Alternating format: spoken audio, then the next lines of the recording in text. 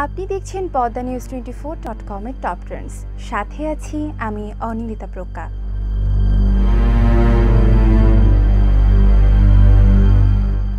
রাতে দেশের ৯ জেলার ওপর দিয়ে সর্বোচ্চ ৮০ কিলোমিটার বেগে ঝড়ো হাওয়া বয়ে যাওয়ার আশঙ্কা করছে আবহাওয়া অফিস। এই সময় বজ্রবৃষ্টিরও আশঙ্কা রয়েছে। শনিবার ১১ মে দিবাগত রাত ১টা পর্যন্ত দেশের অভ্যন্তরীণ নদীবন্দরের জন্য দেওয়া আবহাওয়ার পূর্বাভাসে এ তথ্য জানা গেছে।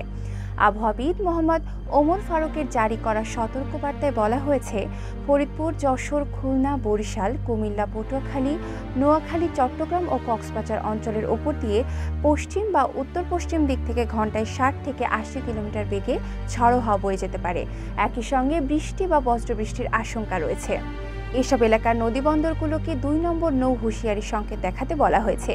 এদিকে আবহাওয়া অধিদপ্তর থেকে প্রকাশিত অপর পূর্বাভাসে বলা হয়, চট্টগ্রাম বিভাগের অনেক জায়গায়, ঢাকা, খুলনা, বরিশাল ও সিলেট বিভাগের কিছু কিছু জায়গায় এবং রংপুর, রাজশাহী ও ময়মনসিংহ বিভাগের ২-১ জায়গায় অস্থায়ীভাবে দমকা, ঝড়ো হাওয়া সহ বৃষ্টি, বজ্রসহ বৃষ্টির আভাস দেওয়া হয়েছে। সেই সঙ্গে কোথাও কোথাও বিক্ষিপ্তভাবে শিলাবৃষ্টিও হতে পারে। আরও বলা হয়েছে, সারা দেশে দিনে তাপমাত্রা সামান্য কমতে পারে এবং রাতের তাপমাত্রা প্রায় অপরিবর্তিত থাকতে পারে।